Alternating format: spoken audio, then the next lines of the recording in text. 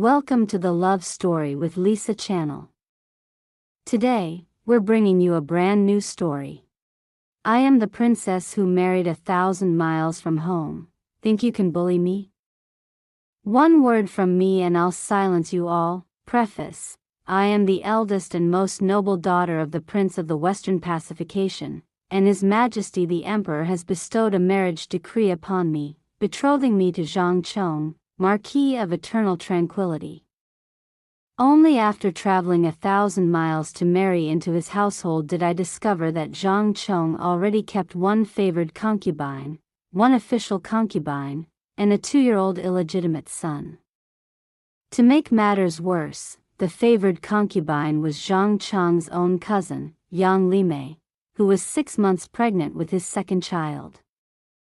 She looked at me with an arrogant, self-satisfied air, cradling her swollen belly, and said smugly, "The Lord's heir is of paramount importance. This younger sister begs leave not to bow to elder sister." Zhang Chong let his eyes fill with open warning and said, "Princess, this is not your Southwest. The capital is an important place, the very foot of the Son of Heaven. I hope you will keep to the way of a wife, speak with care, and act with restraint." I looked on coolly at this opening display of intimidation, only feeling that the people of this capital city certainly had a great many tricks up their sleeves. 3 years ago, I was still of marriageable age when His Majesty hastily issued a betrothal decree, promising me to the Marquis of Eternal Tranquility household, an aristocratic clan of illustrious pedigree in the court. Zhang Chong, Marquis of Eternal Tranquility, had been taking up his post from a young age. He was 4 years my senior. It was said he could compose essays at 3, had mastered martial arts by 5, and by his teens was already counted among the most accomplished young gentlemen in the capital. The chief eunuch who transmitted the imperial decree even deliberately brought along a portrait of Zhang Chong to flatter me, saying, "Princess, the Marquis of Eternal Tranquility's mother is Her Highness Princess Fuii. His appearance takes after the princess, and he is truly a rare handsome young man." The figure in the portrait had wildly disproportionate features, arms hanging past his knees, ears drooping to his shoulders, yet one could just barely make out a pair of finely arched brows and bright eyes. I accepted it with a cold laugh inwardly, only feeling that His Majesty was being overly indulgent. Even if Zhang Chong looked like a warty toad, could I really refuse to marry him? Our Prince of the Western Pacification household had spanned 2 generations, holding the Southwest for over 50 years. Was it not because His Majesty was uneasy about us? If the princes had not all been somewhat older and already married, I might have been pressed to marry into the imperial family itself. When all was said and done, His Majesty only wanted me to come to the capital as a hostage. My father had only me as his daughter. Naturally he refused to agree. The capital was 1,000 miles away. Traveling back and forth would take considerable time. I could feign illness, drag things out, and perhaps the marriage would eventually come to nothing. I shook my head. His Majesty was seriously ill and had already sent people to the Southwest several times to investigate. He might well have already been planning a military strike. If I kept stubbornly refusing, he could very easily take more extreme measures. Just then the Southwest had come through a border battle. My younger brother was still young. It was not yet the time for us to make enemies of the court. Thinking of the greater picture, I respectfully received the decree. After my 16th birthday, I brought an entourage of attendants and my dowry and traveled to the capital to fulfill the marriage agreement. As for Zhang Chong, I had no particular expectations. I had heard he was the crown prince's man. Though I had never met the crown prince, from the intelligence gathered over the years, I could see he was a stubborn, self-satisfied, arrogant man. He had always been of the Warhawk faction. The prince of the Western pacification household was, in his mind, surely already a thorn in the eye and a nail in the flesh. For this reason I thought Zhang Chong would probably not be too friendly. After all, he had to put on a show for the crown prince to prove his loyalty, but I never imagined in 10,000 tries that he would be so foolish. On the very first night of my arrival, before even the bridal veil had been lifted, Zhang Chong was called away by his cousin concubine Yang Limei on some pretext, and did not return the entire night. Was this a deliberate show of force to put me in my place? It seemed so, yet was it not too shallow a move?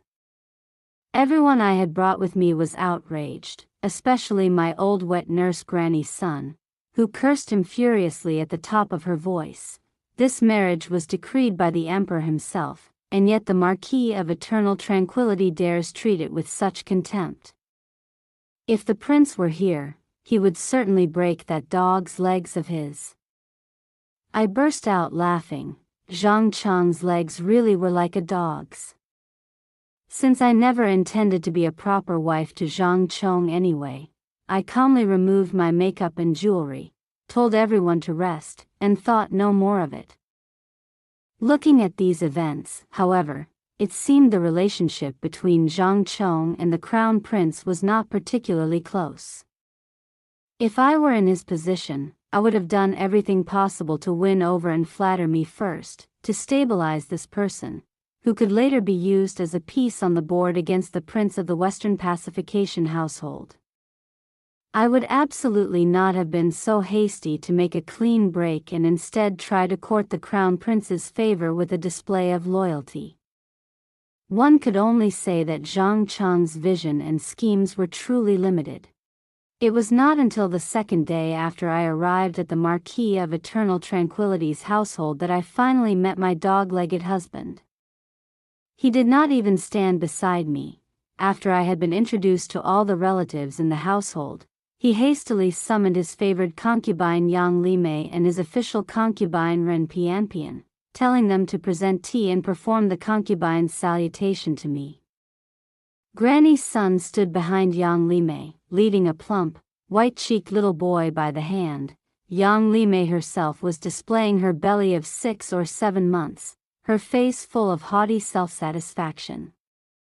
The Lord's heir is of paramount importance.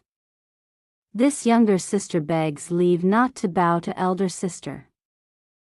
So saying, she extended her slender jade-like hand and simply offered the teacup. What arrogance! What slovenliness! I had presided over the prince of the Western pacification's household for years and had never seen a concubine bold enough to be like this. My father had no small number of concubines himself, and had any of them ever failed to obey me promptly? I thought briefly, then glanced at Princess Fuii, but this mother-in-law of mine only stood apart observing, showing no intention of intervening. Marquis Zhang Chong's eyes showed even greater contempt. You see, this is the result of marrying so far from home. I let out a faint cold snort and did not receive the teacup. Yang Limei froze stiff and could only turn to look at Zhang Chong. Zhang Chong's gaze flew toward me like a sharp arrow, and he said in a low voice, "Princess, what is the meaning of this?" I stood immovable as a pine, and only looked gently toward my old nurse. Granny's son stepped forward, her voice full of inner force. The Marquis does not know what position this young lady holds, yet she can stand here and say such outrageous things. Her conduct alone is already extremely improper. Zhang Chong said unhappily. Lady Yang is my favored concubine and entered the household before the princess. Princess Fuii said thoughtfully, if the princess had not kept dawdling and refusing to come for the wedding, why would this princess have had to arrange someone to stay by Chonger's side? Is this blaming you for being too late in fulfilling the marriage agreement? Girls of distinguished families often did not marry until 17 or 18. This was truly nitpicking. Granny's son laughed coldly and raised her voice. This old servant entered the palace in the 3rd year of the Pingqing era to serve the late emperor and Her Highness the Empress Dowager. She said that pregnancy was indeed not easy for a woman. But even the Empress Dowager had personally presided over the silkworm ceremony 3 times while bearing imperial children, without the slightest lapse. And there was noble consort Shao of the late emperor. She was considered the most favored at one time. When she was carrying the Prince of Virtue, the Empress Dowager was in advanced age and had just passed away, and yet noble consort Shao still knelt the full 15 days of mourning. To rely on the fact of carrying a child in the womb and therefore look down on me, was this the custom of the Marquis of Eternal Tranquillity's household? If I tolerated this, what authority would I ever have in the household from now on? It would surely be difficult to take even a single step. It was better to make an example of her right from the start, I said lightly. Without rules, nothing can be accomplished. Regardless of time or place, propriety must not be set aside. I, as princess, was married here by imperial decree. I am the rightful and legitimate lady of the Marquis of Eternal Tranquillity. If Miss Yang is unwilling to perform the salutation, that means she is unwilling to accept my recognition. In that case she can no longer remain in this household. Without the consent of me, the lawful first wife, the sons she bears cannot be entered into the clan register. Of course, if the first wife is weak and incompetent, that is another matter. Cousin Yang Limei, seeing me this resolute, was immediately somewhat flustered. My lord, you must stand up for me." Zhang Chong was not a fool, he understood the meaning of my words.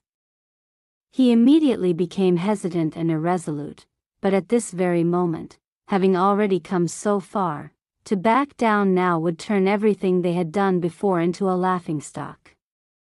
I smiled calmly and watched Zhang Chong. While the two sides were locked in a standoff, Cousin Yang suddenly cried out, "Oh! Oh! This concubine's belly hurts a little."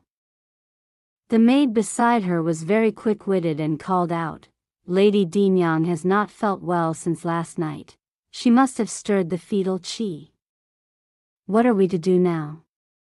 This servant will go fetch the physician at once." Lady Yang Dinyang threw herself even more energetically into the performance, oh! Oh! Not stopping for a moment.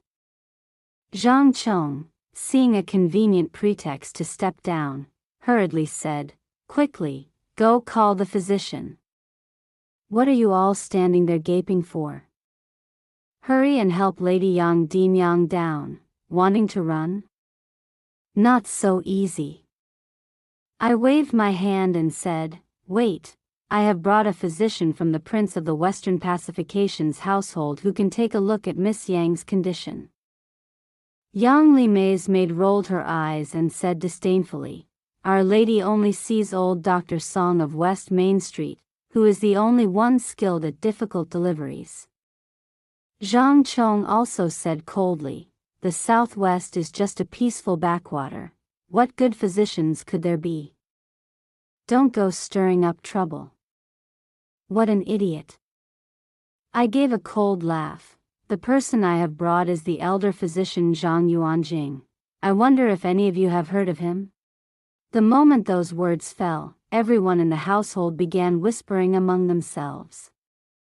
Zhang Chong's younger sister Zhang Su exclaimed in astonishment, "Can it be Zhang Yuanjing, the divine physician, known as a reincarnation of Huatua?" The divine physician Zhang came from a distinguished family of imperial physicians, but disliked being constrained, and had spent years wandering and writing medical texts. Due to his eccentric personality, he had offended a powerful person while passing through the Southwest, and I happened to help him. To repay me, he agreed to come with me to the capital. At this moment, not only Zhang Chong but even Princess Fuii changed her expression and said, "Is the divine physician Zhang at the princess's side?" It was known that the princess suffered from a chronic headache ailment that had gone uncured for many years and caused great suffering. She had always been searching everywhere for renowned physicians. The divine physician Zhang was her only hope, but whether or not he would treat her was for me to decide. Under everyone's expectant gazes, the divine physician Zhang arrived at a measured and unhurried pace. I said to him, "This is Miss Yang. She says the fetal qi has been stirred. Please do me the favor of examining her." But Yang Limei, guilty conscience driving her to flight, dodged about everywhere, crying that men and women should not touch. The divine physician Zhang was so furious his beard stood on end, and he bellowed, "You shameless woman! Old man here can see that it's not your belly that's sick but your head. At my age I could be your grandfather and still have strength to spare. Who would want to touch you anyway?" Cousin Yang burst into tears of self-pity. "Cousin brother. He is scolding me." The divine physician Zhang's full-force roar boomed out, "Of course I'm scolding you. Old man here has even scolded the Prince of the Western Pacification before." "Scolding you, so what? Do you think I can't scold you? Do you think you're the Empress Dowager? You won't let me examine you, fine. Just don't come begging old man here in the future." Zhang Chong had been about to intervene, but the moment he heard that the divine physician Zhang had even scolded my father before, he fell silent. Who in this world could guarantee they would never fall ill? Therefore no one dared reproach the divine physician Zhang. Left with no choice, Yang Limei had to extend her hand for the divine physician Zhang to take her pulse. He was silent for a moment, then said impatiently, "The pulse is steady and strong. There is absolutely nothing wrong with her." Having said that, he proceeded to heap scorn upon Yang Limei. "You are pregnant. You should be accumulating virtue for the child's sake. Feigning illness is utterly shameless. Be careful that when you are truly ill one day, it will be too late for regrets. A woman like you, hollow and rotten on the inside. The child you bear will be brainless as well." Yang Limei was scolded so thoroughly she could only stare open-mouthed without managing a single word. No one in the household had ever encountered a physician of such forceful style. Everyone was momentarily stunned, yet no one dared criticize him. I gave a soft laugh and said, "Elder physician Zhang has always been forthright. I hope everyone will not be alarmed." The people in the household exchanged glances. Those who were sharp-minded could already see that my methods were not ordinary, and hurried to say, of course, the elder physician's bearing is that of a great master, truly worthy of admiration." Indeed.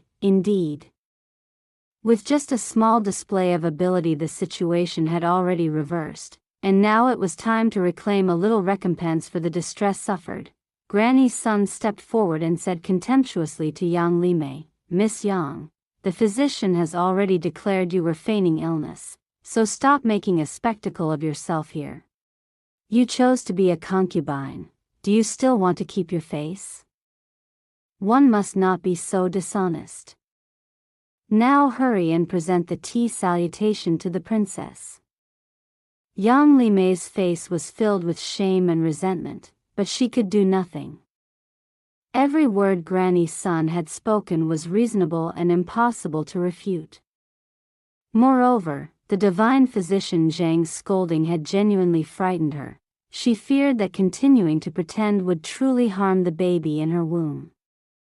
Left with no option, she swallowed her bitterness and knelt down, properly presenting the teacup. Granny's son took the cup of tea and called out sharply, "Lady Yang Din Yang, This tea has gone cold. Is this how you serve the mistress? You have no idea of the rules. Now hurry and bring a fresh cup." So saying, she flung the cold tea hard at Yang Limei's face. The string of setbacks was more than Yang Limei could sustain. You are all bullying me too much, cousin brother." She wept bitterly, each tear mingled with tea water sliding down her snow-white cheeks. Zhang Chong saw her rain of pear blossoms appearance and could not help but feel a pang of pity, and said in a low voice to me, "Princess, this is not the Southwest. The capital is an important place, beneath the feet of the Son of Heaven. I hope you will act with caution." Act with caution? This time coming to the capital, I had never once thought about enduring things in silence. Act with caution. I gently stroked the jade bracelet on my wrist and said slowly, "A concubine saluting the first wife is the most natural thing in the world. I, as princess, see nothing wrong with that. 3 years ago when His Majesty issued the imperial decree of betrothal, he had even taken the trouble to send handwritten letters and a portrait 1,000 miles to me. I could tell these people still did not know about that." I raised my voice and said, "His Majesty's letter stated that the Marquis of Eternal Tranquility was of noble character and outstanding in both talent and appearance, and would certainly be a warm and considerate husband in whom I could trust and with whom I could enjoy a lifetime of glory and prosperity." My father was greatly pleased, believing I had found a safe harbor for life. Little did he know that before the official wedding even took place, the Marquis had already taken a concubine, indeed had even fathered an illegitimate son. Is this the noble character and warm consideration His Majesty spoke of? You were in such a rush to ingratiate yourselves with the Crown Prince, but His Majesty is still alive. The series of events I have encountered since arriving here is certainly slapping my face, but is it not also slapping the face of His Majesty? Who arranged this marriage? The court has not yet made up its mind to tear relations apart with the Prince of the Western Pacification household, and yet the Marquis of Eternal Tranquility's household has already gone ahead of everyone. What is the meaning of this? I suddenly stood abruptly and challenged in a loud voice. If the Marquis of Eternal Tranquility's household does not respect me as princess, then I will go to His Majesty right now and ask him to clarify. The first wife had not yet even entered the door before concubines were being taken and children born. Was this His Majesty's intention? The wedding night passed without entering the bridal chamber. Was that His Majesty's intention? The household indulging the concubines in bullying me. Is that His Majesty's intention as well? Everyone in the household was awed into silence by me. And a strange quiet fell. Seeing the matter had escalated greatly, Zhang Chong hurried to say something to salvage the situation. "Princess, this lord had no such intention." Princess Fuii also said that these matters were trivial misunderstandings. I shot a contemptuous glance at this pair of mother and son and called out, "Someone, bring my father's authority token and prepare the carriage. We are going to the palace at once to ask for an explanation." The moment those words were spoken, Princess Fuii and Zhang Chong immediately broke out in a cold sweat. The single fact of having run to the concubine's chambers on the wedding night to comfort a lesser concubine was already a complete case of favoring the concubine and disgracing the wife. If His Majesty reprimanded them for so badly mishandling even this small matter he had entrusted to them, they would certainly never again enjoy the imperial favor. Princess Fuii no longer had the mind to play the difficult mother-in-law with me, and hurriedly said, "Chonger, quickly apologize to the princess." Zhang Chong wiped the sweat from his brow and clasped his hands toward me. "Princess, last night's matter was only a misunderstanding. This lord was not feeling well and feared inconveniencing the princess, which is why I had not yet entered the bridal chamber. I pretended to be surprised, but the person who came to pass the message clearly said that Lady Yang Dinyang had a stomachache. Could it be that I misheard? If Zhang Chong showed the slightest favoritism toward Yang Li Mei at this point, he would truly have something wrong with his head. Sure enough, Princess Fuii was the first to speak, so that is what happened, truly without any sense of rules. Lady Dinyang, I am confining you to your quarters for 1 month as punishment and cancelling 6 months of your pocket money. Zhang Chong also said, this is entirely that wretch's fault. If her belly were not still bearing the child, would certainly punish her heavily to vent the princess's anger. Cousin Yang wept heartbrokenly and disbelievingly, cousin brother. The other relatives in the household competed to offer comforting words, urging me in every way not to be angry with such a base creature, that the bond between husband and wife was profound and must not be harmed. I watched everyone in the capital putting on their dramatic performances. After they were nearly finished with their persuasion, I said lightly, since she is this sort of base creature, there is no need for such elaborate measures. Simply sell her off. Someone, remove Lady Yang. I continued, the official concubine as well, and all the ladies' maids in the shared quarters. They are all servants of the household and can be sold at any time. Zhang Chang's face went pale and he said awkwardly, Lady Yang is still pregnant. I gave him a sidelong glance and said lightly, a child born of such a base person will also be base. Do you still expect her to be properly attended? Never mind then, the Marquis is merciful, and of course I understand that. Someone, bring Lady Yang Dinyang a bowl of abortive medicine, and once the child has been expelled, then sell her off. That will do just as well. Zhang Chong stood dumbfounded. He had never imagined I could say such terrifying words with such ease. Everyone in the household wore expressions of extreme discomfort. Cousin Yang was the adoptive daughter of Zhang Chong's maternal aunt. Strictly speaking, she had no blood connection to the household, but she was a true relative. Cousin Yang stood there as if struck by lightning. If she had only been performing earlier, she was now reacting with some genuine terror. Zhang Chong stammered, Princess, you are joking, are you not? As the presiding mistress, you naturally have the right to sell off the concubines, but most people would shy away from the reputation, and would not be so simple and blunt about it. The corner of my mouth curved to a perfect angle, and I said, what I do depends on whether Lady Yang Dinyang is sensible. The moment those words were finished, Cousin Yang hurriedly knelt before me, crying and begging. Princess, it is entirely this concubine's fault. I was reckless and impudent. I had eyes but failed to recognize Mount Tai. I neglected the princess. I begged the princess's great magnanimity to spare me this once. I will never dare again. By this point Cousin Yang no longer cared that she was pregnant. She began desperately kowtowing to beg me. I sat calmly in my chair without saying a word. As long as I did not open my mouth, she did not dare stop.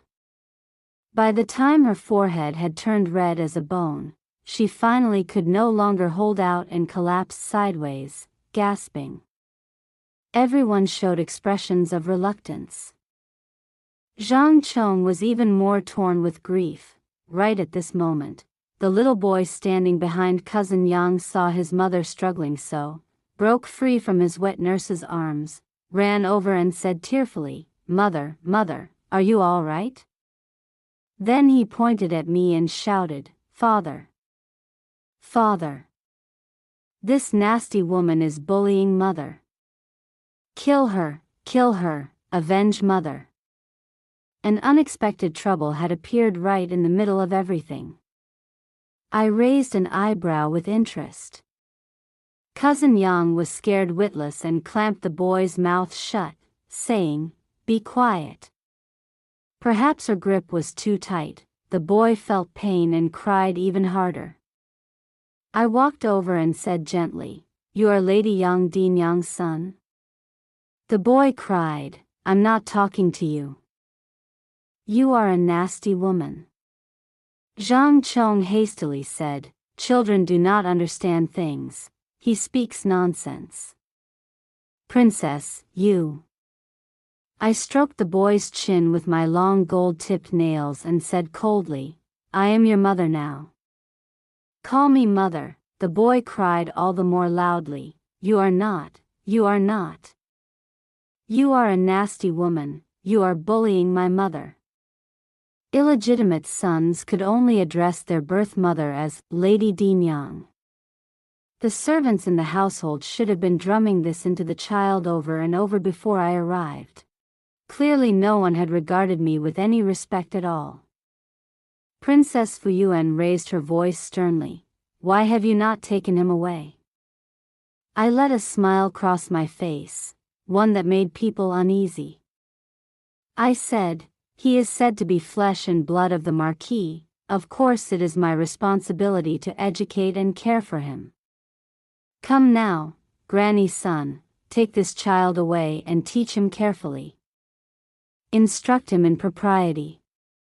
Granny's son produced a smile even more unsettling than mine and said, "This old servant will most certainly give the little young master an excellent upbringing."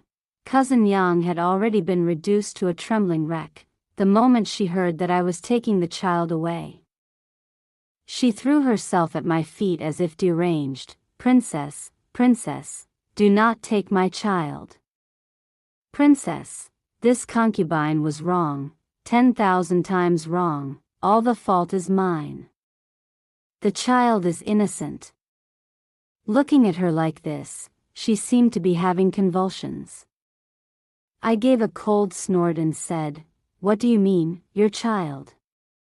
I have entered this door, this is my child now. What does it have to do with a base creature like you? Granny's son has taught princes and princesses in the palace itself. Surely she cannot fail to teach one small illegitimate son." Cousin Yang lost all composure, shrieked several times, and turned to Zhang Chong in pitiful, heart-rending sobs. My lord, Tonger has grown up at my side from birth. If he is separated from me he will not eat or sleep well. Please beg the princess on my behalf, beseech her great compassion, and return the child to me." Zhang Chong was visibly moved, but understood better than Cousin Yang what mattered more, and could only forcibly suppress his feelings and say, "The princess's willingness to teach Tonger is Tonger's good fortune." Cousin Yang wept and screamed, "My lord, Tong, my Tonger, oh!" Seeing no one stepping out to support her, she wept for a while and could only swallow her resentment and accept. Seeing that everyone had submitted, I magnanimously received the cup of tea from Cousin Yang, looked down from above and said, "From now on, speak with care, act with restraint, keep to the way of a wife, serve me and the Marquis wholeheartedly, and help the household to flourish." Cousin Yang did not dare raise her head, her eyes were full of hatred, and she said in a low voice, "Yes, after this confrontation, Zhang Chong and Princess Fuii must have gained a preliminary understanding of me. In any case, a woman who had married so far from home and was being treated unjustly, most would endure silently for the time being, devising plans gradually. But I had deliberately chosen not to do so. I specifically wanted everyone in the household to know that I, Wu Qingchang, had people and power behind me, that I was noble and not to be violated, and that in the future if anyone wanted to plot against me they had better think carefully first. Zhang Chong could now be said to have torn all pretense with me. It remained to be seen what he would do next. That afternoon, Granny's son reported. "The people and dowry goods we brought have all been properly arranged. Only the divine physician Zhang says he wants a plot of land to grow medicinal herbs." From the difficulty on Granny's son's face, the plot of land was surely not a small one. I said with a helpless laugh, "What is difficult about this?" I recall that the small courtyard next to ours is exactly Lady Yang Dinyang's courtyard. The Marquis of Eternal Tranquillity's household had few inhabitants. The uncles and cousins had long since separated to their own estates, and Princess Fuii had only given birth to 2 children, Zhang Chong and Zhang Su, so even the 2 concubines each had a small courtyard. Lady Yang's courtyard was even closer to my residence, the Hall of Plum Shadows. I said I would speak to the princess the next day, have Lady Yang move out, and then simply knock out the courtyard wall to expand the space. Granny's son smiled and said, "The princess's temperament has truly not changed by a single bit. Anyone who offends you is simply out of luck for all eternity. But a matter as large as excavating earth and building structures, will Princess Fuii agree?" I gave a cold laugh. "Disagree? The divine physician Zhang will be in a bad mood and will not have time to treat her chronic headache." Granny's son laughed and replied, "Sure enough, just as predicted." The very next day Princess Fuii sent an old maidservant who said many fine things before finally getting around to the point. "I wonder if the divine physician Zhang has any time available? The princess would like to invite him to examine her." I mentioned the expansion of the courtyard with a gracious air. The divine physician Zhang, being a man of a great master's lofty character, is making things difficult for me. He insists on using the adjacent courtyard to grow medicinal herbs. I am naturally trying to persuade him that the Marquis of Eternal Tranquillity's household is not the Prince of the Western Pacification's estate, and one cannot be so casual about such things. But what do you think? The old maidservant used her own figure to hurry back and relay the message. Before dawn the next day, Lady Yang Dinyang had already been moved to Lady Official Concubine Ren Pianpian's courtyard. The princess had even arranged for the masons to be ready. Word had it that Lady Yang Dinyang cried the whole night out of fury, and this time genuinely disturbed her fetal qi. But she was only a concubine after all, and the princess could only sacrifice her in order to be treated. Zhang Chong, seeing Lady Yang Dinyang humiliated one after another, was devastated, and stayed beside her for 3 or 4 nights running.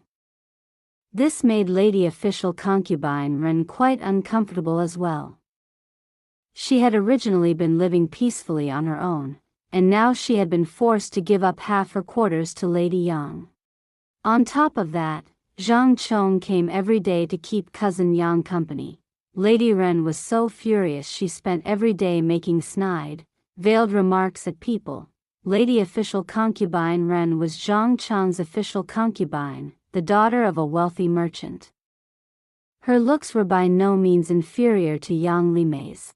Compared to Yang's deliberately fragile and pitiful air, she had a quality all her own.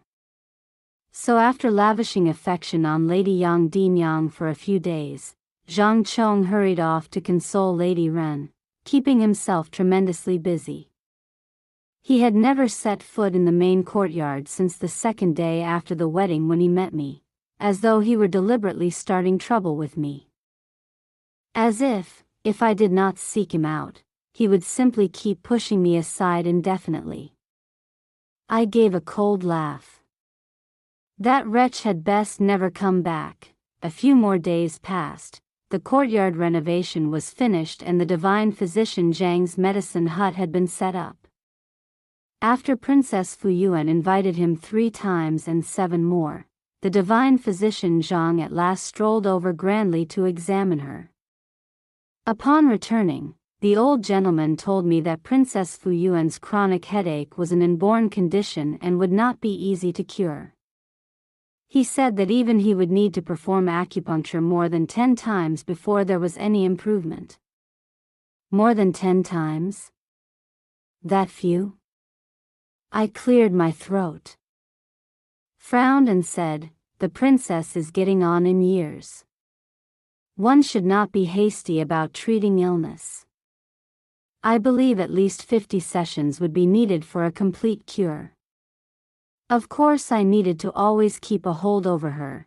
That would be more advantageous for me. The divine physician Zhang stared at me speechless when I said 50 times. Better not to treat her at all. Old man here might as well leave her to be needled to death. Before I could even speak, Granny's son had already begun to advise him. The physician's temperament truly should be changed. What the princess means is that we neither cure her fully nor allow her to remain completely uncured. The degree of it, old gentleman, you should find the right measure yourself. At midnight under a luminous moon, a graceful figure in black silk robes glided silently into my inner chamber. She shed the stern manner she had worn all day, knelt down and said respectfully, "Subordinate pays respects to the princess." I helped her up and said, "Pian, you have worked hard these past 2 years." Ren Pian was a spy nurtured by the prince of the Western Pacification's household. 2 years prior she had infiltrated the Marquis's household under the guise of a wealthy merchant's daughter, and was responsible for monitoring Zhang Chong.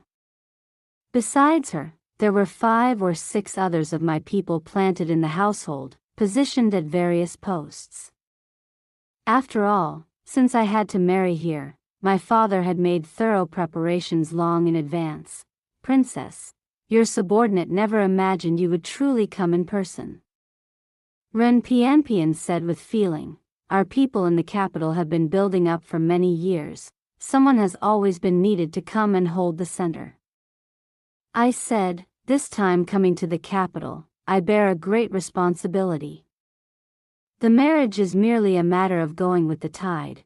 Even if the emperor had not issued the decree, I would have found an opportunity to come and take command of the overall situation." Ren Pian nodded solemnly. "Princess, the current court situation is now clear. The crown prince enjoys His Majesty's great trust. None of the other princes can contend with him. His attitude toward our prince of the Western Pacification household is very clear. If we continue as before and wait until he ascends the throne, life will not be easy."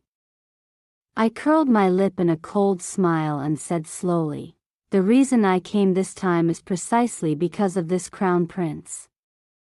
Ren Pian said firmly, "The death soldiers are all prepared.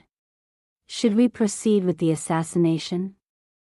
"That would of course be one solution, but it cannot be done." I shook my head gently. "There is no need. He is the crown prince of a nation. If something truly happened to him, it would instead be easy to bring disaster upon ourselves." It was precisely because His Majesty was vacillating and undecided that the Southwest had had room to breathe. The Crown Prince was trying to seize on the weaknesses of the Prince of the Western Pacification household as a pretext to strike. I absolutely could not let him have his way. I gave a slight smile. What we need to do is not let the Crown Prince be at ease. Right now the seas are calm and the realm is unified. The Crown Prince's younger brothers are all obediently submissive, so naturally he has the energy to reach his long arms toward the Prince of the Western Pacification household. But if he were beset by troubles from within and without, hair disheveled, in a constant panic, he would no longer have time for such long-reaching interference. Just give the Southwest 3 to 5 years to rest and recuperate, and the Prince of the Western Pacification household will have well-trained troops and full granaries. My brother Wu Qinglin will also be able to hold his own. By then, who holds the realm's fortune remains to be seen." Pian, as if she had taken a calming draught, said respectfully, "Understood." Knowing that I never acted without preparation, she did not linger on this point, and began instead to speak of the situation within the Marquis of Eternal Tranquillity's household. This Zhang Chong is deep and calculating. He is absolutely not as shallow as what the princess can see on the surface. In 2 years of being in this household, he has never disclosed any important information to me. Even young Li Mei, he does not actually favor her all that much. Then this behavior of his was put on for my benefit. Pian said, over these past 2 days your subordinate eavesdropped on their conversation. Yang Li Mei mentioned multiple times that she wants to take the child away, but Zhang Chong says he has his own arrangements. I suspect he intends to make something of the child. I raised my brows and said, this child is in my hands. If he falls ill, if he is injured, or if he dies, I will bear the name of cruelly mistreating an illegitimate son, and the opportunity they had initially squandered could be turned around again. No wonder it was so easy when I demanded to take the child. So it turns out the child is just a piece on the board to be used against me, truly pitiable and laughable. Ren Pian said, what should our next step be? I said, for now I need to concentrate our forces on dealing with the crown prince. As for the household, I am relying on you to keep Zhang Chong in check. I have no mood, and even less energy, to be shut up in the inner quarters of the Marquis of Eternal Tranquillity's household fighting with Zhang Chong's wives and concubines. Ren Pian said loyally, understood. Zhang Chong and I will keep out of each other's way. Cousin Yang spent her days weeping and whimpering, either going to Zhang Chong to pour out her grievances, or quarreling with Ren Pian, keeping Zhang Chong's mind in a constant state of confusion and irritation. I watched coldly from the sidelines, sitting composed and fishing from my tower. The people in the household had seen how formidable I was, and no one dared take a disrespectful attitude. In addition, the divine physician Zhang's initial treatment of Princess Fuyuan's headache ailment was already showing some results. Even the princess found it inconvenient to pick at my faults, and so I began to go out and amuse myself. I roamed all over the capital, and eventually came to Mingyue Pavilion, the largest restaurant in the city, to meet an old acquaintance. The moment I stepped down from my carriage, I heard 2 scholars standing at the door chatting idly. The new wine inside is truly exquisite, a pity it is 10 taels of silver per jar. Such a price only people of great status and wealth can afford. People like us just have to be satisfied with a whiff. But on the 1st and 15th of every month, the proprietor selects the best poet. If you can become the top poet, you may drink to your heart's content for free. Ha ha ha, then let me go and make a fool of myself. Several people rushed over each other to the poetry board of Mingyue Pavilion to compose verses. Granny's son followed behind me and said softly, it seems Fengji's young master is doing good business. I smiled and nodded, and our party entered. Inside, the grand hall was elegantly decorated and spacious. In the private rooms on the 2nd and 3rd floors, aristocratic women's silhouettes moved like shadows behind silk curtains and plum blossoms. The 4th floor was not accessible to ordinary people. Led by a young waiter, I walked at leisure to the deepest private room on the 4th floor. From here one could see the performances below in the main hall, lively yet still quiet, truly an excellent place for private discussions. The qin player performing below in the hall was a young man of handsome bearing and elegant manner. When one piece ended, no small number of coin purses and handkerchiefs rained down from the 2nd and 3rd floors, accompanied by the soft laughter and cheers of ladies. This qin player was evidently very popular among aristocratic women, yet he himself was completely unmoved, maintaining a composed expression, He unhurriedly put away his qin and slowly withdrew to the back rooms. Not long after, this qin player came to my private room. The moment he saw me, his eyes lit up with excitement and he cupped his fists. Subordinate pays respects to the princess. Mingyue Pavilion was in truth a property of the Prince of the Western Pacification household. More accurately, the Prince of the Western Pacification household held the controlling share, with the remaining shares mainly in the hands of the Marquis of Cheng'an household and the Crown Prince. The qin player's manner was free and graceful, his every gesture and movement was like a painting. But his next words came out in the local dialect of the Southwest. "You have come. And Granny son." I sighed helplessly and said, "Wang Fengji, do compose yourself a little. We have not seen each other for years. Why are you still acting so coquettishly?" Wang Fengji went further to extremes. "Weeping and lamenting, master, the young ladies of this capital city all want to devour me alive. It was agreed from the start, performing art, not selling the body. But the way things are now." I massaged my temples, only feeling a headache coming on. The original purpose in sending Wang Fengji to the capital to open Mingyue Pavilion was on one hand his talent for business, and on the other, his relationship with the Marquis of Cheng'an household. The Marquis of Cheng'an was the Crown Prince's maternal uncle, and Wang Fengji was the Marquis of Cheng'an's illegitimate son. His mother had originally been discarded by the Marquis of Cheng'an, and was then harmed to death by the Marquis's wife. Wang Fengji himself had drifted homeless from childhood, and was abducted by traffickers and taken to the Southwest.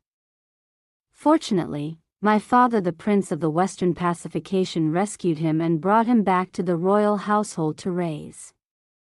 For this reason, Wang Fengji bore a blood feud of deep hatred against the Marquis of Cheng'an's household. When Wang Fengji came of age, my father and I began deploying our people in the capital, and were lacking someone who could connect with the Crown Prince. So I chose him. Of course, his subsequent use of his good looks to circulate and gather intelligence among the capital's noble ladies had been an unexpected bonus. I said blandly, "What is the current situation?"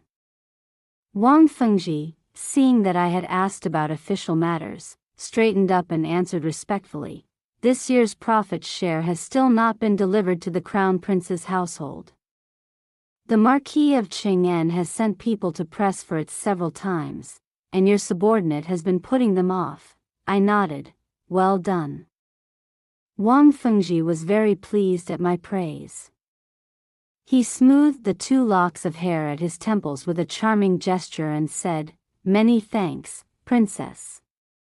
Over these past years, a total of over 100,000 taels have been contributed to the Crown Prince's household. His appetite has been well cultivated. What should be done from now on? Please instruct me." The corner of my mouth curled into a smile of contempt. The Crown Prince prized his reputation in both the court and the wider world, so he had never dared to be too blatantly greedy. For this reason he had always been regarded as a fairly clean-handed Crown Prince. His Majesty was therefore very satisfied with him. But in order to recruit talented people and accomplish real things, you need money, and how to get it without having any? So I had started to provide assistance from a distance. Initially the Crown Prince had been extremely cautious. Had Wang Fengji not gone to the Marquis of Cheng'an household to acknowledge his roots, the Crown Prince absolutely would not have dared accept commercial tribute of this sort. Now the Crown Prince no longer needed to lift a finger in any dirty business. He simply lay back and enjoyed the income. Naturally his life had become very comfortable. I said casually, "The Crown Prince is both the legitimate son and the eldest son. His Majesty's trust and regard for him is only to be expected." Wang Fengji nodded, "Your subordinate has arranged everything." In the future they will not be able to squeeze out a single coin more. When the crown prince's finances were cut off, going from frugality to luxury is easy, but from luxury back to frugality is hard. It would certainly throw him into a panic and expose openings. Besides, there is another weakness of his. I suppressed a smile and asked earnestly, "Does the crown princess still come frequently to listen to music?" Wang Fengji said somewhat dejectedly, "The crown prince and crown princess were childhood sweethearts and deeply in love. It is just a pity the crown princess has given birth to 2 princesses in a row. His Majesty is somewhat displeased." To protect the crown princess, and also to maintain his own position, the crown prince has had no choice but to sire 2 princes with Lady He at the Eastern Palace. Because of this, the crown princess has not been in good spirits. She is fundamentally a woman of simple temperament. When her mood is bad she likes to sulk at the crown prince, and then she sneaks out to Minghua Pavilion in disguise to listen to music. Sometimes she even calls Wang Fengji over to keep her company. I laughed. "You are favored and entitled to act on impulse. The crown princess is, after all, the crown princess of a nation. Not having a son is a serious problem. If I were her, I would not care whose child it was, as long as the mother posed no threat. The child in my hands would be enough." She sulks at the crown prince. Does that not simply reduce her chances of bearing a son? The crown prince can be this indulgent with her only because she still has a place in his heart. Wang Fengji continued, "If the crown princess is that important to the crown prince, we could make our move from her side." Then he hurriedly clarified, "Your subordinate absolutely has no intention of sacrificing himself in this." I laughed helplessly. Had I ever asked him to sacrifice himself? The crown princess's every move was certainly being reported to the crown prince. If the 2 of them were truly involved in anything, even if Wang Fengji were the crown prince's own maternal cousin, he would surely be exposed. I said dryly, "The Lady He who bore sons for the crown prince, her family background should be quite respectable." Wang Fengji thought for a moment and said, "It seems she is the legitimate daughter of Deputy Minister He of the Ministry of Works." I said, "Go find a few people to bring generous gifts to Deputy Minister He's household and flatter them lavishly, so that he will say some good things for you in front of the crown prince." Wang Fengji's eyes lit up. "Your meaning is strategic assassination?" "No," I said seriously. "This is public-minded. The crown prince was especially indulgent with the crown princess, so the concubines in the Eastern Palace all knew to be well-behaved and no one dared contend with the crown princess. But the crown princess still had no son to this day. Even if the crown prince later inherited the throne, the title of Empress Dowager would not belong to her. Lady He in her heart was not necessarily without ambitions. 30 years in the east of the river, 30 years in the west, it was just that she had not dared show it yet. Therefore we needed to give her a push, add fuel to the fire, and have her family push a little harder. The human heart is easily made arrogant. If Lady He could cause a little more trouble for the crown princess, our purpose would be achieved. The crown princess was not a person who could endure things. She would certainly take out her anger on the crown prince. Wang Fengji immediately understood. Internal domestic unrest is a great taboo. Exactly right. Wang Fengji and I quickly reached consensus on several major matters. I had originally intended to linger over some more of Minghua Pavilion's new wine, but he kept on moaning and lamenting to me, so I took my leave early. Granny Sun looked at me, then at Wang Fengji, who was reluctant to see me go, and sighed. So this is how the noble ladies of the capital lose their heads over someone. After returning to the household, my head maidservant Chunla came to report. The moment the princess left the household, Lady Yang Dinyang came running over, saying she missed little Master Tong and wanted to see the child. I asked, "Oh?" Chunlo answered brightly, "This servant said she didn't dare decide on her own, and told her to come back tomorrow, but she stood stubbornly outside the door, saying if she couldn't see the child she would dash her head against the wall and die right there." Looking at Chunlo's pleased expression, I already knew Lady Yang Dinyang had not succeeded. "How did you handle it?" Chunlo said proudly, "This servant said Lady Dinyang could dash her head wherever she liked. The divine physician Zhang was right there in the courtyard, and as long as she didn't stop breathing immediately, he could save her." I burst out laughing. This girl was getting more and more clever. Lady Yang would certainly not give up easily on account of her child. After this, I secretly met with a number of court ministers who had long since pledged allegiance to the Prince of the Western Pacification household, and instructed them to say many favorable things before His Majesty about the loyalty and trustworthiness of the Prince of the Western Pacification. As an alien surnamed prince who had occupied a region for so long as we had, to have been merely suspected was already good fortune.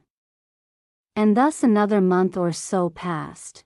One evening, Granny's son came to report that the people of the household had made their move. Had they truly been unable to restrain themselves any longer? From the moment Zhang Tong had entered my courtyard, my people had kept careful watch, and no one had been able to approach. Granny's son, experienced as she was, had initially found a wet nurse and 4 maids to care for the child in secret. Half a month later, she reassigned 1 maid and then another, making the household think I was growing careless. But in fact the number of people secretly watching Zhang Tong had increased to 4. So when someone crept in at midnight to administer poison, they were immediately discovered. "How is the child?" I asked. Granny's son replied, "Fine." "Good then. Though this struggle may be fought in the inner quarters, I do not wish to implicate children." I gave instructions that from the next day he was not to be allowed to leave his room, let the outside gossip spread that he was ill. All the ghosts and snakes lurking in the shadows ought to show themselves. Granny's son followed orders and kept Zhang Tong inside, deliberately having maids carry medicine in and out. On the 1st of the month, Zhang Chong came to the main courtyard for breakfast and suddenly asked, "I haven't seen Tong these past few days. Is the boy well?" By the household's custom, the 1st and 15th of every month the husband should come to the main courtyard, but Zhang Chong only came to eat and then left, spending the nights in his study or with the 2 concubines. I gave him a slight glance, lifted my teacup and said, with Granny's son looking after him, "He is fine." Zhang Chong nodded and asked nothing further. The next day, even the princess sent someone to inquire. I replied vaguely, "Everything is fine." The more they wanted to see the child, the more I refused, as if there were something wrong with my conscience. About 3 or 4 days later, the peonies in the household garden bloomed in full.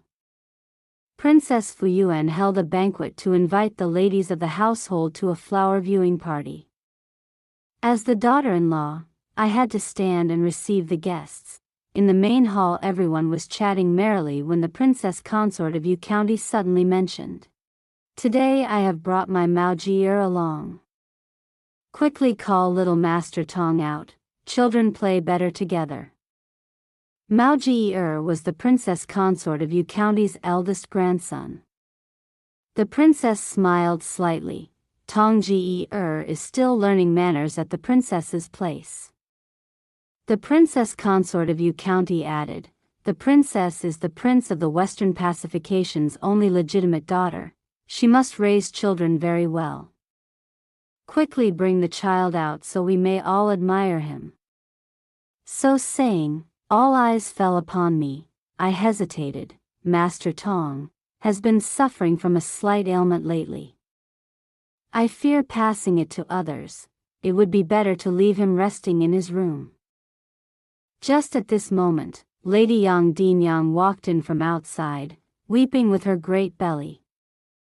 There is truly no place in this household for a concubine to speak, but Tong Ji was cut from this concubine's own flesh and blood after all. I only want to see him once, but the princess won't allow it. Could something have happened to him? Granny's son snapped, Lady Yang Dinyang, is this a place where you are permitted to speak? Step back at once. Lady Yang Dinyang said tearfully, I beg the princess's grace. Let this concubine see her child just once. The ladies saw the situation and immediately understood they had been set up today. The princess consort of Yu County stood up and said, Princess, it is of course proper for you to teach the child, but you should let Lady Dinyang see her child at least once. Otherwise it would be contrary to human feeling. It seemed the princess consort of Yu County was determined to be a pawn for my mother-in-law today. I straightened my back and said, Princess consort, it is difficult for an outsider to judge a family's affairs. Better not to involve yourself. Then I lowered my voice. What does another's illegitimate son have to do with you? Truly meddling in matters that don't concern you. The princess consort of Yu County flushed with anger. Today I have brought my Maojier along. Quickly call little Master Tong out, children play better together. Maojier was the princess consort of Yu County's eldest grandson. The princess smiled slightly. Tong Ji-er is still learning manners at the princess's place. The princess consort of Yu County added, the princess is the prince of the Western Pacification's only legitimate daughter. She must raise children very well. Quickly bring the child out so we may all admire him. So saying, all eyes fell upon me. I hesitated. Master Tong has been suffering from a slight ailment lately. I fear passing it to others. It would be better to leave him resting in his room. Just at this moment, Lady Yang Dinyang walked in from outside, weeping with her great belly. There is truly no place in this household for a concubine to speak, but Tong Ji was cut from this concubine's own flesh and blood after all. I only want to see him once, but the princess won't allow it. Could something have happened to him? Granny's son snapped, Lady Yang Dinyang, is this a place where you are permitted to speak? Step back at once. Lady Yang Dinyang said tearfully, I beg the princess's grace. Let this concubine see her child just once. The ladies saw the situation and immediately understood they had been set up today. The princess consort of Yu County stood up and said, Princess, it is of course proper for you to teach the child, but you should let Lady Dinyang see her child at least once. Otherwise it would be contrary to human feeling. It seemed the princess consort of Yu County was determined to be a pawn for my mother-in-law today. I straightened my back and said, Princess consort, it is difficult for an outsider to judge a family's affairs. Better not to involve yourself. Then I lowered my voice. What does another's illegitimate son have to do with you? Truly meddling in matters that don't concern you. The princess consort of Yu County flushed with anger. The moment Master Tong entered, he knelt and performed the salutation. Tong pays his respects to grandmother. The princess was left with her mouth open, unable to speak. Then Master Tong ran to my side and performed his salutation obediently. Tong pays respects to mother. Is mother feeling well today? I held him and smiled warmly. Everything is fine. Have you eaten? You must not be a picky eater. Master Tong nestled in my arms. Yes, mother. Everyone was stunned. Princess Fuii stood rooted to the spot. In her mind, the poisoner had succeeded. Even if Master Tong had not died, he should at least have been sickly and weak, not this healthy and vigorous. I raised my brows and pretended to be aggrieved before the princess. Mother, please don't blame me. The child is still learning his manners. Your daughter-in-law wanted him to learn well before presenting him to meet people. Who knew it would cause such an embarrassing scene before the ladies? A certain wife of a high official, known for speaking bluntly, immediately spoke up. What embarrassment! The child has been raised so well by you. That is worthy of praise. And the princess is also so kind and generous even toward an illegitimate son. That is truly the Marquis of Eternal Tranquility's good fortune. Then turning to my mother-in-law, Princess, you are truly blessed to have such a fine daughter-in-law. I bowed my head in modest embarrassment. This young wife is still young. I dare not accept such praise. Princess Fuii stood there as one after another of the ladies praised and flattered me to the skies, her scheme dissolving into smoke and clouds. I laughed coldly inside. The princess had her circle of social connections in the capital. Could it be that I had none? The world admires the powerful, and the influence of the prince of the Western pacification household was not something a princess with no real authority could compare to. Princess Fuii forced a smile and said a few kind words about me, and my reputation for kindness and generosity spread from that point on. Zhang Chong and Princess Fuii had been so fond of putting on performances. My performance had far surpassed theirs.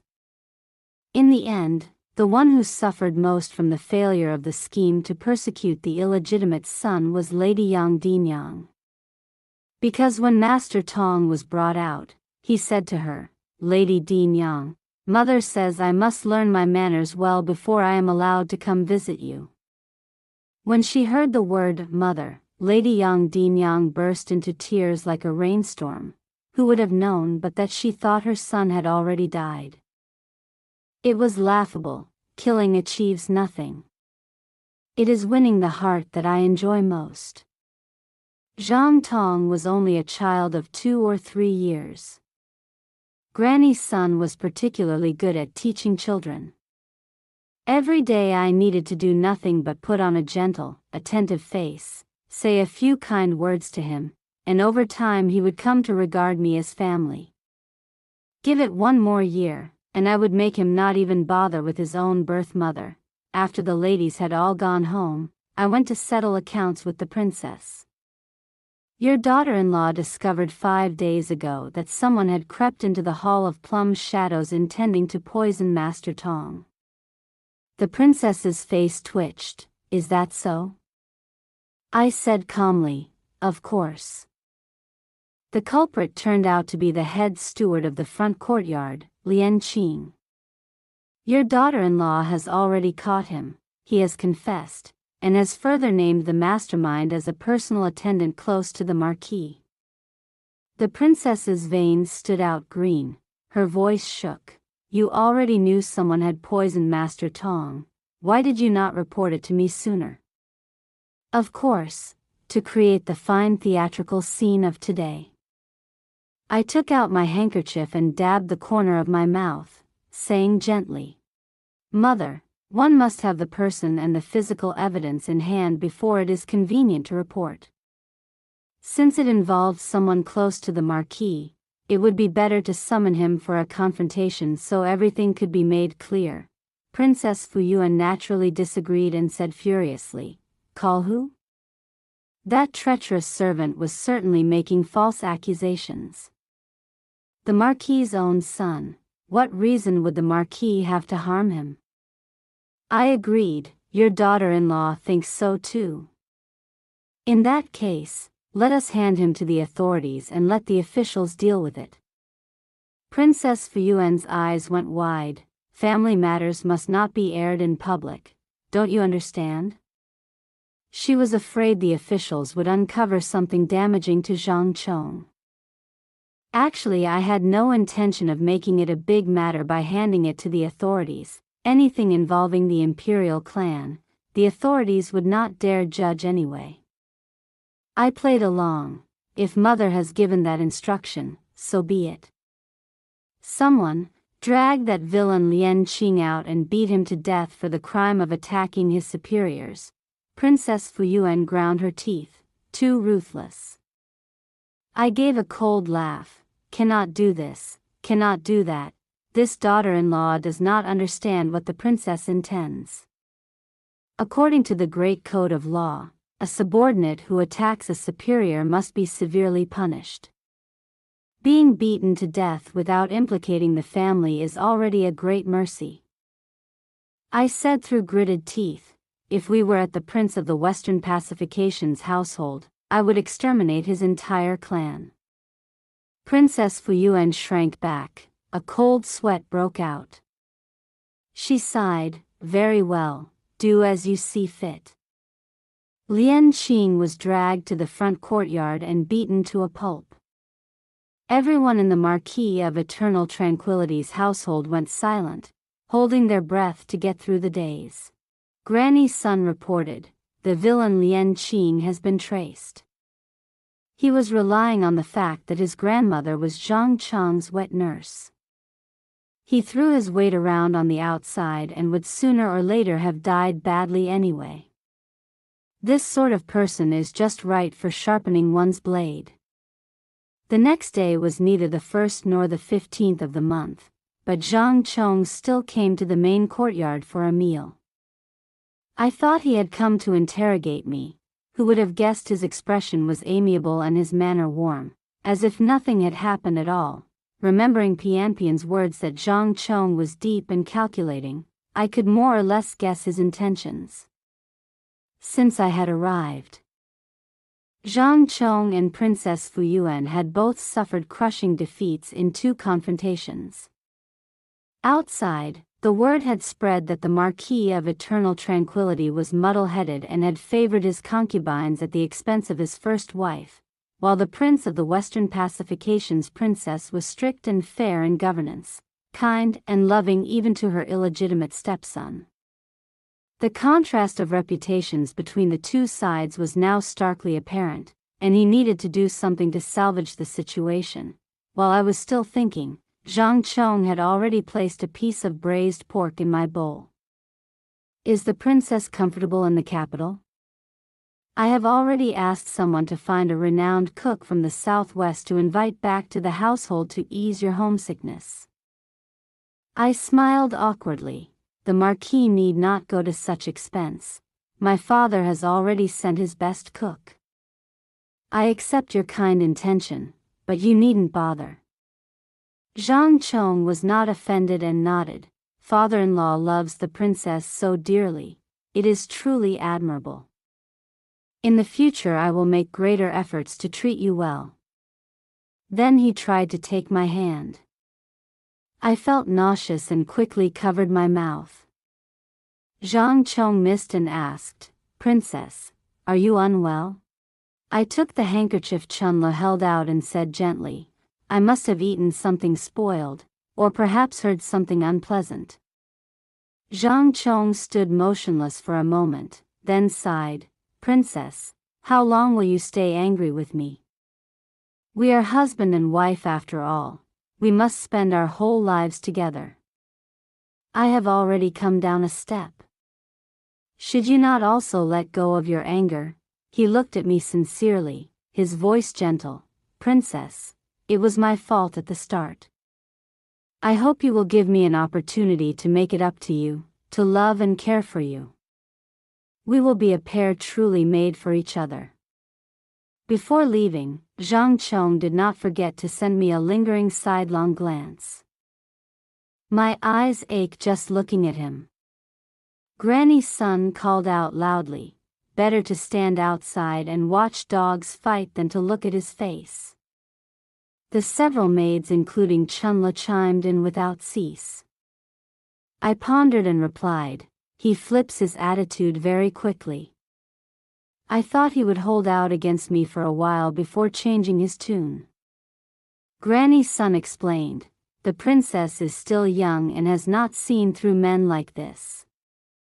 They consider themselves gods and masters of the universe. So when they first enter the door they put on a cold, indifferent act and secretly try to crush you. Even a girl from the finest aristocratic family cannot hold out against the cold loneliness of a deserted inner court. By the time the princess was desperate for children and had tasted enough loneliness and desolation, she would naturally submit obediently. It is truly no different from gnawing away bones and grinding down will, treating people like animals. If a woman had no money to protect herself, it would be even more wretched. Even with my background I must endure this. How many women in this world must suffer from birth to death? If one day the prince of the Western pacification household wins the realm, the first person I would exterminate would be Zhang Chong. To avoid the nuisance of Zhang Chong pestering me, the next day I went to Mingyue Pavilion. I asked Wang Fengji, "Have the account books been checked carefully?" He had been quietly and systematically laying traps for the crown prince during this time, and it seemed no one had the slightest suspicion yet. Wang Fengji answered, "Everything is in order. Please be at ease, princess. Once this ledger gets out, the court will certainly have people submitting memorials to impeach the crown prince. Your subordinate will then take flight and shift all the blame onto the Marquis of Cheng'en. Let those dogs bite each other." Looking at his pleased expression, I simply felt speechless. I asked, "You intend to dump all the blame on the Marquis of Cheng'en?" Wang Fengji ground his teeth, "Of course. A gentleman's revenge, though 10 years delayed, is not too late." I massaged my temples. We went to such tremendous effort, and our purpose was to cut off the crown prince's financial lifeline. When his purse is drained, he will easily make mistakes. Once he errs and cracks appear, His Majesty will inevitably become dissatisfied. I emphasized, but making His Majesty dissatisfied is not our ultimate purpose. Wang Fengji was puzzled. Was not our whole effort to bring down the crown prince? I shook my head. Such a small matter is not sufficient for His Majesty to depose the crown prince.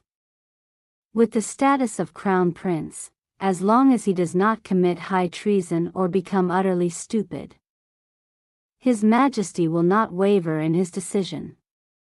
I said coldly, "We must make the crown prince make mistakes, and turn His Majesty's dissatisfaction into a signal.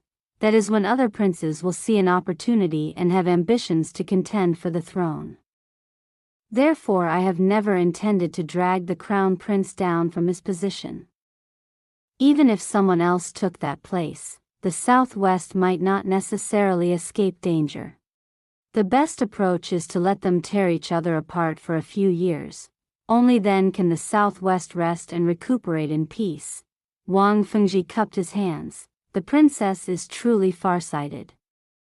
I smiled. If I lacked strategy, my father would not have sent me here. Wang Fengji was thoughtful for a long time and then said, "Should we lend our strength to an opponent to confront the crown prince directly?" I raised my brows.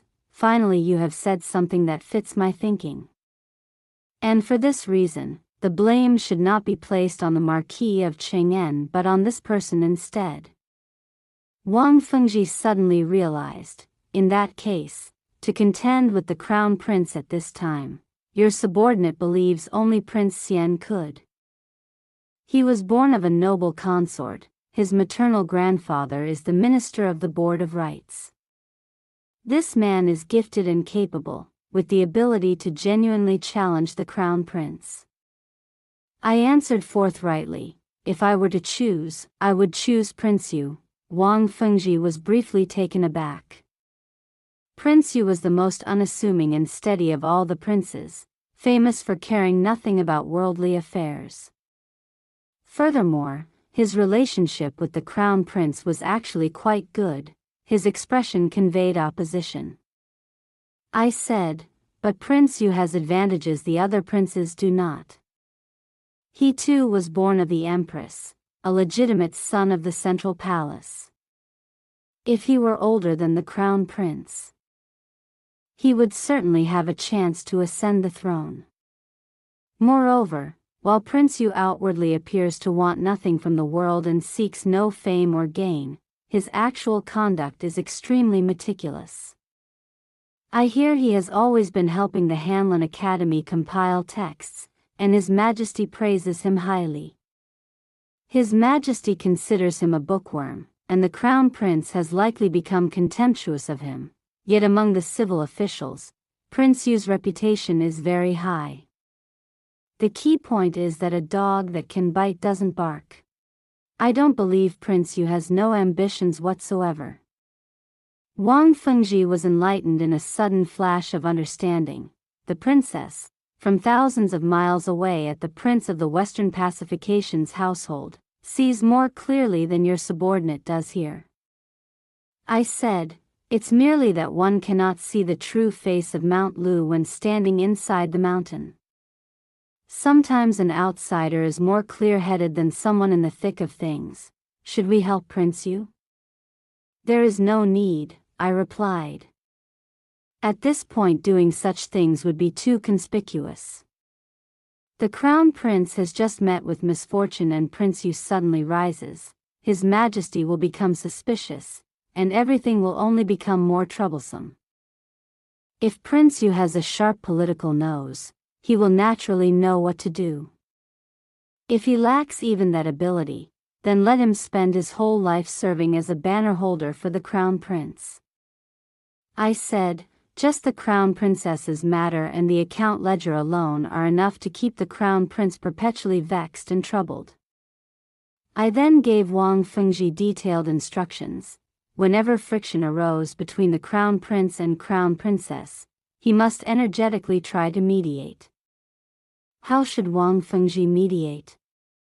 I smiled and said, of course he should advise the Crown Princess, don't be so magnanimous and tolerant anymore. Stop pretending to be virtuous. Dare to live as yourself. As long as they make enough of an uproar, I will send beauties into the Eastern Palace, and stir that pond of water murky. Wang Fengji was utterly convinced. Subordinate obeys. Not long after, a secret report arrived. Because Lady He had spoken insolently, the Crown Princess had punished her to kneel in blazing sunlight for 3 full hours. Lady He held an official rank at the Eastern Palace. Her family background was not ordinary, and she had borne 2 princes for the Crown Prince. The Crown Princess's action was truly inappropriate. Therefore Lady He, both humiliated and furious, simply took to her sickbed and embraced her 2 sons, weeping day and night at the Eastern Palace.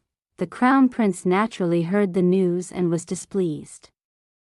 He said to the Crown Princess, I know you are unhappy, but at least for the sake of the 2 children you should restrain yourself a little.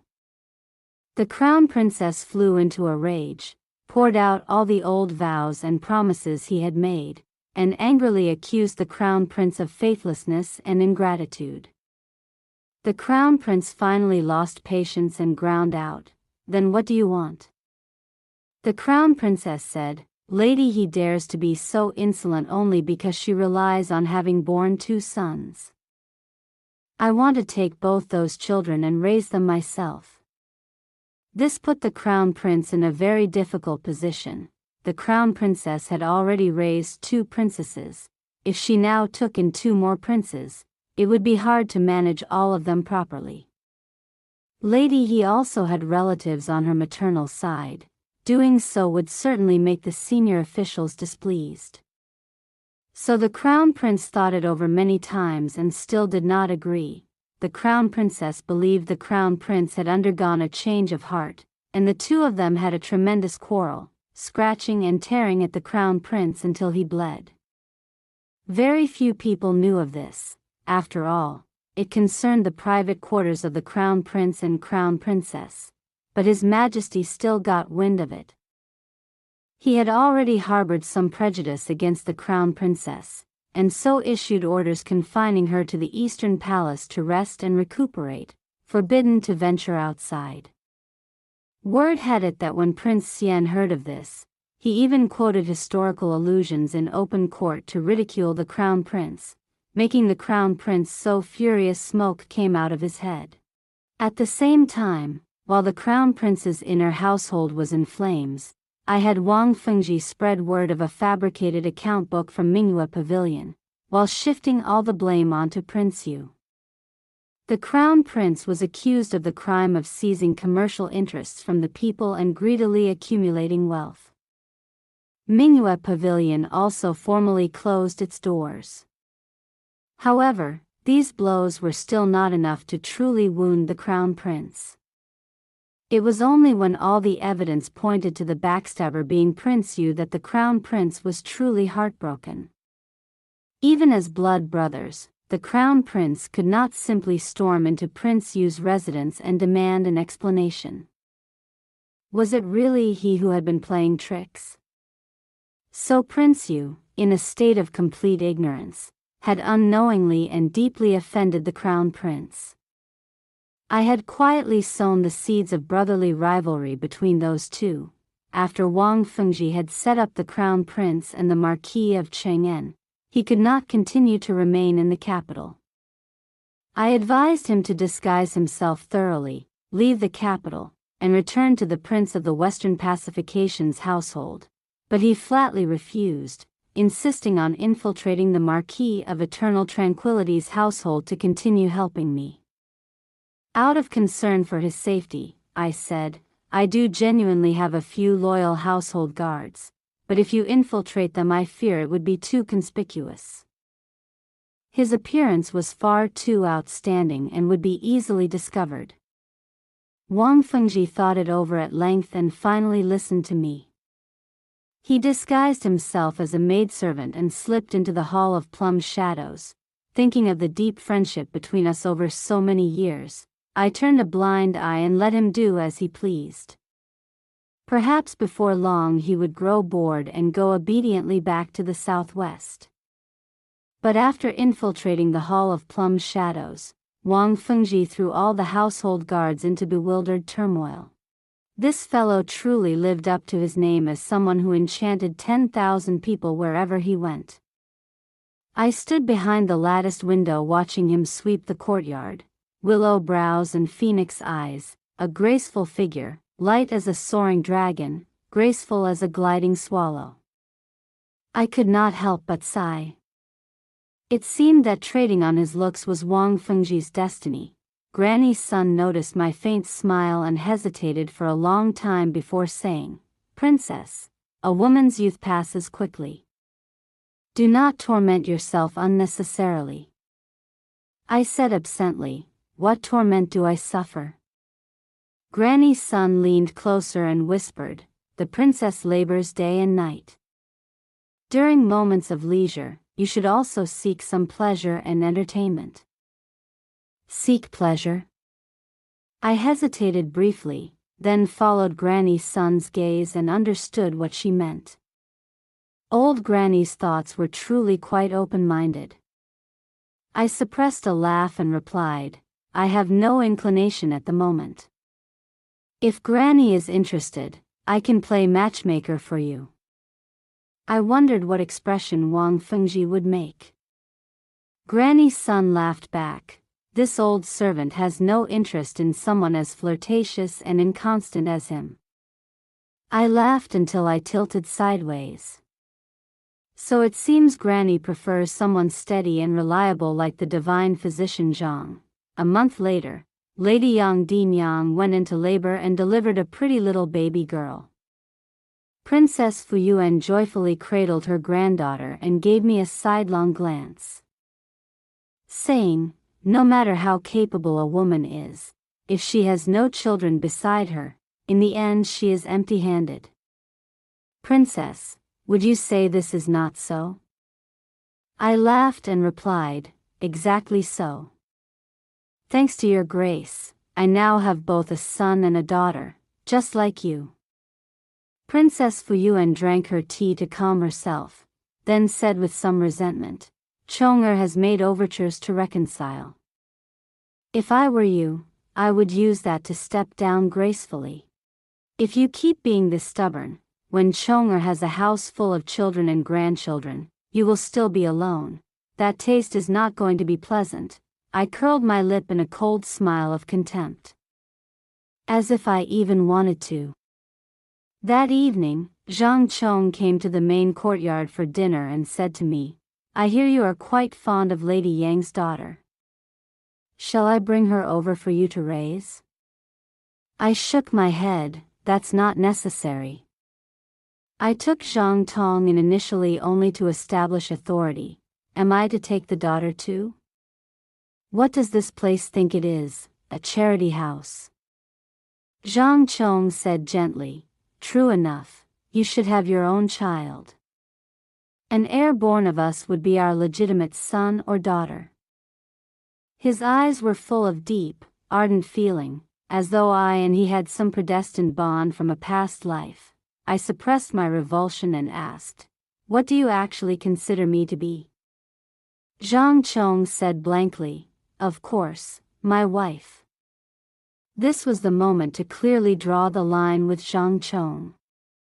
I replied, "A husband and wife should be honest with each other. Let me ask you then, who sent Lian Qing?" Thinking of Lian Qing beaten to death, Zhang Chong's expression was a little strained. "He is dead already. What purpose is there in bringing it up?" I said contemptuously, "If you truly considered me your wife, you would not have allowed the concubines to be disrespectful to me, and you would certainly not have poisoned your own illegitimate son in order to control me. 3 feet above every head, there is a God watching. Do you dare swear before this lamp that in your heart there is even the slightest genuine feeling for me?" Zhang Chong's face went pale, and he hastily began to explain, "Princess, this is all a misunderstanding. Let me explain." I laughed coldly. "Very well then, go ahead. I will give you an opportunity. I am very interested to see how you can turn black into white." Zhang Chong sighed once, then slowly began. "Princess, the household may look imposing on the surface, but in truth it is not at all easy. I lost my father young. If not for my mother being a princess, I fear this position would have long since fallen into the hands of my uncles. But my mother has no real power either. She relies entirely on His Majesty's favor. When our marriage was originally arranged, I was 10,000 times willing, but do you know? The Crown Prince harbors very deep prejudice against the Prince of the Western Pacification household. I had no choice but to put on a show for him. Was he supposed to feel so aggrieved?" "Oh?" I asked. "In that case, now that the Crown Prince has let go of his prejudice against the Prince of the Western Pacification household, you have come to get close to me." Zhang Chong looked at me with deep feeling and said softly, "Qing Chang, the more time I spend beside you, the more I am drawn to you. You are such an outstanding woman. What virtue do I have to deserve being your husband? For your sake, I am determined to break with the Crown Prince. I only need you, for me." Zhang Chong was willing to offend the Crown Prince. Not even a 3-year-old child could believe such nonsense. Yet he spoke with tremendous sincerity, not resembling someone who was pretending in the slightest. After Zhang Chong had poured out his heart and departed, Wang Fengji's expression seemed somewhat unhappy, as though it took tremendous effort for him to finally speak. "Today your subordinate has something to report to the princess." "What is it?" No longer showing his usual quick agility, he hesitated for a long time before finally opening his mouth. "Your subordinate begs to report, these past few days Zhang Chang's movements have been somewhat suspicious. Your subordinates secretly traced him and discovered he had secretly met with Prince Yu at an estate outside the capital. Zhang Chong privately meeting Prince Yu. Wang Fengji said it again through gritted teeth. Princess, Zhang Chong is deep and treacherous in character, despicable in conduct. You absolutely must not believe his sweet words. Even if Zhang Chong truly submits to Prince Yu, it is not for your sake. Wang Fengji grew more and more agitated as he spoke, his face full of anxiety that I would be moved. Remembering that he and I had grown up together, master and servant in name, brother and sister in feeling, I could not help but suspect his motives. Was this fellow actually jealous of Zhang Chong? A desire to tease Wang Fengji suddenly rose within me. So what if I believe Zhang Chong? I am married to him after all. Is there anything wrong with finding a little pleasure? Wang Fengji's face changed color. He gasped a sharp breath of cold air and raised his voice in protest. Absolutely not. These words had already somewhat exceeded proper limits. I was momentarily stunned. Somehow, at some point, Granny's son had quietly shepherded everyone else out of the room, only I and Wang Fengji remained. The candlelight flickered, the shadow of plum blossoms moved dimly. I gave a soft sigh. It seemed that without my knowing when, there had been a person in my heart to think of, to wait for. And so it was with him too. Granny's son had surely seen this long ago, which was why she had given me that advice on that particular day. I moved toward Wang Fengji and said softly, "There is something I wish to say to you." Wang Fengji bowed his head, his voice low. "Please speak, princess." I said slowly, "When the betrothal document was submitted, the horoscope on my document was falsified. The birth hour on it was not truly mine. Marriage is a serious matter. It must follow the commands of parents and the words of matchmakers. The prince of the Western pacification household does not acknowledge it, meaning the marriage between me and Zhang Chong was inherently invalid." Wang Fengji immediately understood my meaning, and was so agitated he could barely form words. After a long while he finally said in a trembling voice, "Princess, why have you told your subordinate this?" I leaned close to his ear and said softly, "Because I wish to seek a little joy." When the deed was done, I honestly laid out everything for Wang Fengji. According to my deduction, Zhang Chong had been Prince Yu's man from the very beginning. Wang Fengji was bewildered. How is that possible? I analyzed it carefully. Zhang Chong's distance from the crown prince was something I noticed early on. I also investigated. Zhang Chong was once the crown prince's reading companion, but the crown prince treated him quite poorly. 3 other reading companions frequently bullied him as well. At that time only Prince Yu regularly stood up to help him. On the surface Zhang Chong appeared to be an ardent supporter of the crown prince, but in private his relationship with Prince Yu was far closer. Moreover, in terms of interest, if Zhang Chong pledged allegiance to the crown prince he could at best rank second, hardly comparable to the Marquis of Cheng'an. But if he assisted Prince Yu, Zhang Chong might well be considered to have made the primary contribution. So from the very start Zhang Chong was almost certainly Prince Yu's man. He deliberately distanced himself from me. It was merely using the crown prince's name to fling mud at the crown prince himself. He was certain that even if I was displeased I could do nothing. After treating me coldly for a while, he would then turn and make peace, and I would surely be so moved that I would join him wholeheartedly in working for Prince Yu. Wang Fengji gnashed his teeth. What a despicable villain, truly despicable. A man who wants to make achievements and earn fame and rank should pursue them openly and with dignity. To resort to schemes in matters of marriage, He is no gentleman. I gave a slight smile and looked at Wang Fengji. Are you at ease now? Wang Fengji pouted slightly. Why did you not say so earlier? I replied, would it have been as entertaining if you had known from the start? Sure enough, everything unfolded exactly as I had calculated. The crown prince met one blow after another and could no longer maintain his perfect outward appearance. Time after time he made errors, leaving His Majesty extremely displeased. After being repeatedly reprimanded, the crown prince became increasingly despondent and demoralized. In general, the more self-satisfied a person is, the less capable of bearing pressure they are.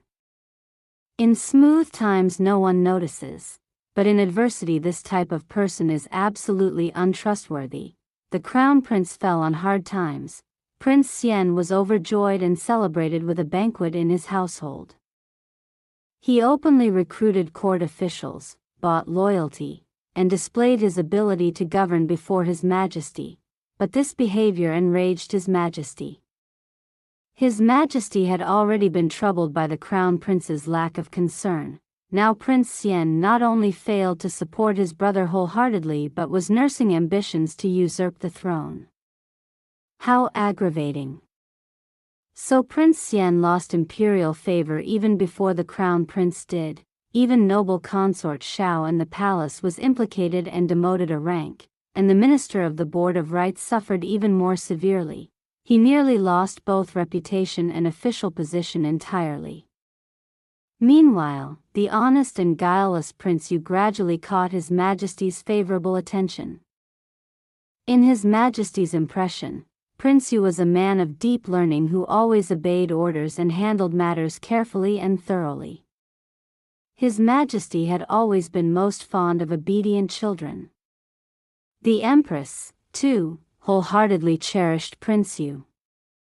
Taking advantage of the crown prince's ill fortune, she exerted herself to recommend her own son. His Majesty gradually came to trust Prince Yu and entrusted him with important responsibilities. Prince Yu carried out his duties solidly, handling every matter properly. Seeing this, the crown prince grew all the more anxious. At a palace banquet, drunk as a lord, he beat Prince Yu's head until it bled. This time he had completely enraged His Majesty and was punished by confinement in the Eastern Palace. Fortunately, not long after, the crown prince was counseled by his advisors, regained his composure, and worked hard to be a good crown prince as before. The contest between him and Prince Yu grew fiercer and fiercer, to the point where even the Empress could not mediate. 2 years later, the crown prince and Prince Yu's conflict became increasingly intense, throwing the court into disorder. Zhang Chong also gradually emerged from behind the curtain to stand beside Prince Yu. As the two factions attacked each other openly, His Majesty saw that the court situation was gradually getting out of hand. Fuii turned to illness and he fell gravely sick. I thought to myself, this is bad. The emperor cannot die now. So I hastily submitted a name card recommending the divine physician Zhang to enter the palace to treat the emperor. I instructed the divine physician Zhang that he absolutely must keep the emperor hovering between life and death, prolonging his last breath for another few years. The divine physician Zhang was about to object, but glanced at Granny's son and swallowed his words silently. Understood, neither cure him nor allow him to fully recover, right? Granny's son smiled and replied, truly worthy of a divine physician, what an excellent memory. By now it had been 3 years since I arrived in the capital. All my purposes had been accomplished, and it was time to return home. Over these 3 years, Zhang Chong had unceasingly employed the wearing away of stone by dripping water approach, doing his utmost to win my favor, but in my eyes, he was nothing more than a clown, laughable to the extreme. Princess Fuii was growing older, and had some regrets as well. After one bout of wind chill illness she lay bedridden, took my hand and lamented, "The way I treated you before was actually my mistake. Everyone said the Western Prince holds one region as his own and you are his precious jewel. I feared Zhang Chong could not control you, so I told him to take concubines early and produce a legitimate heir. Now I see you truly cannot let this go. Will you really have to live like this for the rest of your life?" I replied calmly, "Princess, the Wu family line is by no means inferior to the imperial bloodline. Life is long, Zhang Chong may be willing to wait, but I am not. My father has already written a letter. Before long he will dispatch troops on a northern campaign. I should be going home. The same way I came to the capital, the same way I will leave." I had originally thought Zhang Chong would not discover our movements until the following day, but just 2 full watches of the night later, he led men in pursuit on horseback. It seemed he had planted informers close to me. From a distance, Zhang Chong called loudly, "Princess, can you truly bring yourself to be this heartless?" I gave a cold laugh. "Marquis, we meet again. You and I are enemies, not friends. I once swore that when the cavalry of the Prince of the Western Pacification household rides into the capital, the first person I want to cut down is Zhang Chong." Zhang Chong saw Ren Pianpian standing beside me, along with Wang Fengji, both wearing protective expressions. He ground his teeth. "Pianpian, you too have betrayed me. Princess, you dare to be faithless. You married into this household and are a member of the Marquis' establishment. Today I will absolutely not let you leave." So saying, a troop of soldiers in gleaming golden armor advanced from behind. Prince Yu was in charge of the defense of the capital and had actually dared to mobilize the Imperial Golden Guard for him. Among those traveling with me, though there were a few guards of high martial skill, the majority were weak women. "Princess, if you would turn back. Come back to me, and I promise not to hold you accountable." Zhang Chang's eyes were red as he shouted. He seemed to have played his part so long he had convinced himself it was real, and carried a few degrees of genuine feeling. Acting in a role for so many years, perhaps even he had deceived himself. I looked into the distance and smiled faintly. "What do you think any of you can do to me?" From the southwest direction, a cavalry in black robes and iron armor came charging in a thunderous advance, kicking up a storm of dust and earth. Little brother, my brother Wu Qinglin led the great army and shouted loudly, "Elder sister! Elder sister! Your brother has come to escort you home." I waved to him. He was so overjoyed he nearly fell from his horse. "Marquis, do any of you dare to engage us in battle?" I looked at Zhang Chong with contempt. This cavalry, whether in warhorses, armor, or sheer valor, far surpassed the Imperial Golden Guard. The Iron Cavalry of the Southwest were battle-hardened warriors, lions seasoned through 100 campaigns. A look of fear showed in Zhang Chang's eyes, but he still forced out a shout. "Your Prince of the Western Pacification household dares to rebel. Believe it or not, I will report this to His Majesty. Qingchang, come back to me." I gave him a contemptuous glance, then firmly turned and left. "Go tell Prince Yu, as for who sits on the imperial throne, the Prince of the Western Pacification household does not concern itself, because before long, that throne will change hands anyway." The END. If you enjoyed the story, don't forget to like and subscribe to Love Stories with Lisa for more stories. Thank you so much.